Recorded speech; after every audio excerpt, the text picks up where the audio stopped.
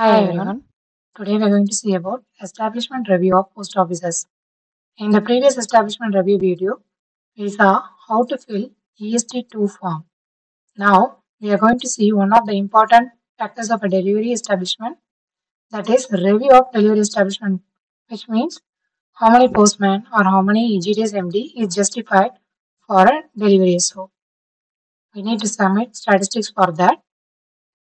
Generally, when you see periodical review, as explained previously, it will be done once in 3 years, and it is done in order to justify operative and delivery establishment for every post office. Currently, there is a ban on review. It will be done only after 1/7/2022. However, it doesn't mean that the data that is belonging to this period is invalid. Data from 1/7/2021 will be taken into account while doing the review from 1/7/2022.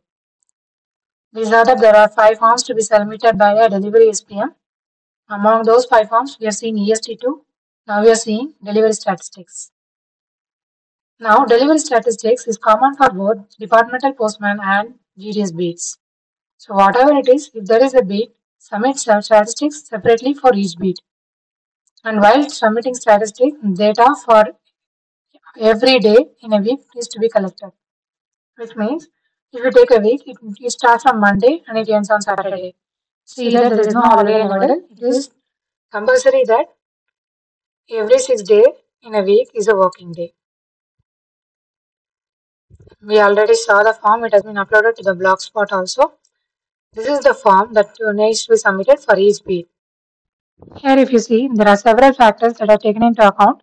Like for a postman, he delivers different kinds of articles and he does another work such as clearance of letter boxes, carrying mails. So every factor will be included in this delivery statistics. So this is the form, example form that I have taken. For example, the period from mid-March I have taken. For example, this is some example SO, and we have several beats. Among those beats I have taken for beat number 1. The first one is delivery of unregistered mails. That is, in a beat, there will be multi-story buildings and separate buildings also. How many mails are unregistered mails? That is, except for registered speed and accountable articles, every other mail that is not destined to a multi-story building is to be entered into this field. When we say multi-story buildings, it means 4 or above stories. If it has 4 or more layers, then floors, it means it's multi-story buildings in our norms. All those unregistered mails belonging to multi-story buildings have to be entered here. Here in this, there needs to be a factor that has to be checked. These multi-story buildings should not have letter boxes, like common letter boxes installed in their ground floors. It means here we have entered 12. This is just a example data. It means that there are 12 buildings in this postman's beat which have 4 or above floors. So each building is taken as 1. So there are 12 buildings here, and for all the 12 buildings on that day he had received unregistered mails that he has to deliver it by himself, and it is not to be posted in the letterbox that is installed in the ground floor. Next is unregistered mail in bulk.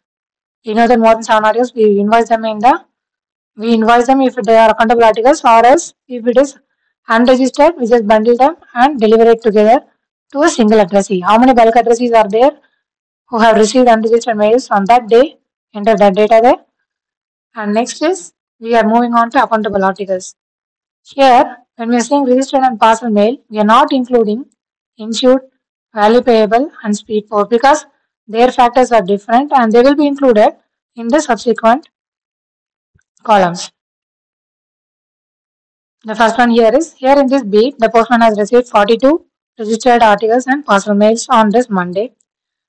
The next one is, those registered and parcel that are being invoiced in special list. If there are colleges, if there are institutions for whom you invoice them in the special list, and if you deliver them, it is to be taken, even if 10 articles are invoiced in a single list, it is to be taken as a single list. So there are 2 special list deliveries on this particular day. Next is value payable and customs duty, that is VP and CD articles, inclusive of letters or parcels, whatever it is, how many did you receive on that day. Then how many were returned as undelivered. How many were delivered? How many were undelivered? Next is how many money orders were received on that day? How many were returned unpaid? How many unpaid articles were received and delivered? That needs to be written here. And then delivery of speed post articles. How many speed post articles were delivered? Then issued articles in the same way. Then return of issued articles needs to be entered. Now, next is multi-story buildings. Accountable, we saw that in multi-story buildings, unregistered mails factors have been included in number 2 here itself. Whereas here we are going to enter the accountable articles. So how many letterboxes are there in a beat? If the postman has any letterboxes that needs to be cleared, that has to be entered here. If there are no letterboxes in the beat of the postman, then just you can enter it as 0. Next is returns by postman. How many articles are totally returned by the postman? The last factor is how much distance the postman is covering. Here nowadays everything is cycle beat only. In some hilly and remote areas, on foot beat is also there. For particular distance, cycle beat will be there. After that, foot beat also will be there. So whatever distance he is covering, this is in kilometers. So we are going to enter such data for each beat separately for all the 6 days. And here, if you see, we are going to add up all this and then divide by 6. That is for 6 working days, and you get an average for this is the number that you get on an average for each and every factor here. Here if you see the unregistered, we are giving it as 475 and 11. For example, this is the average we received for this week. Now, this is the statistics that needs to be submitted by the sub postmaster. Now, while submitting this week, it has to be submitted to the subdivisional head. What the subdivision head will do is, he will give some test check figures. TC figures means test check figures, which means, and in the middle of the week, any week, it doesn't mean that it will come in this week, any week, subdivision inspector or subdivisional head will come and visit the PO and randomly they will count the unregistered mails on that particular day. For example, we are saying that 475 plus 11, like 485 mails were received on that particular day. If the subdivision head counts on a particular day and in the middle of the week, he receives only 400 articles. Then whichever is lower will be taken. Here the average is 475. However, if the test check figures is coming out as 410, then 410 will be taken. We are talking about unregistered mails. Suppose if we received it as, if the test check figure is 490 or 500, here this 475 average is lesser. So whichever is less among the test check and the statistical figure, the lesser one will be taken for calculation of minutes work hour statistics. So this is the form that an SPM has to submit for a delivery beat wise separately to the division office.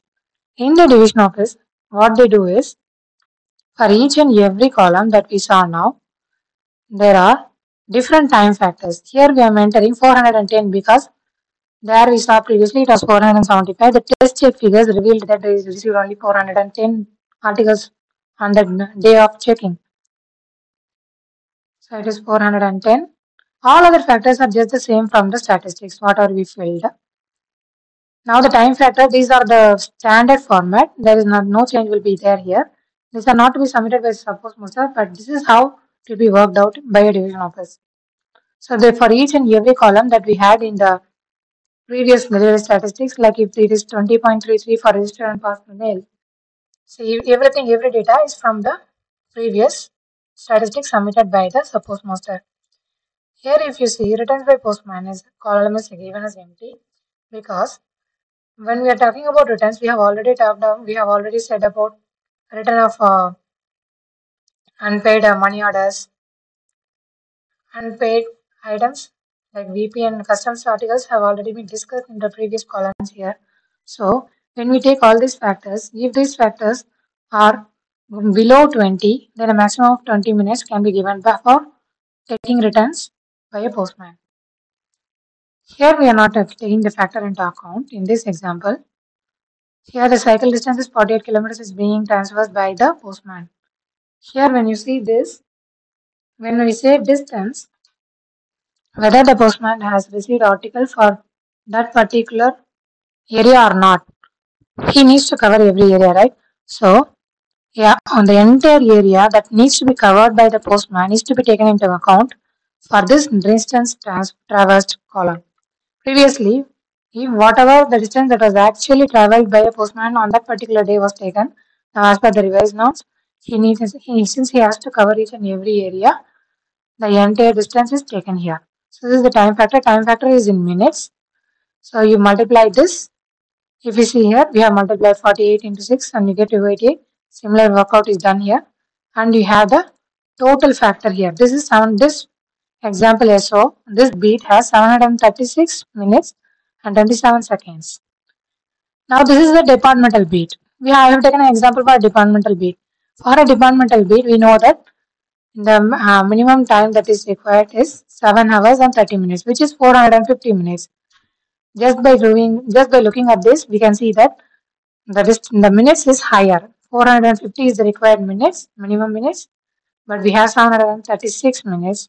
So when we convert 736 minutes into hours, minutes, and seconds, that is you divided by 450, whatever we get, you have to divide it and we convert it into hours, minutes, and seconds.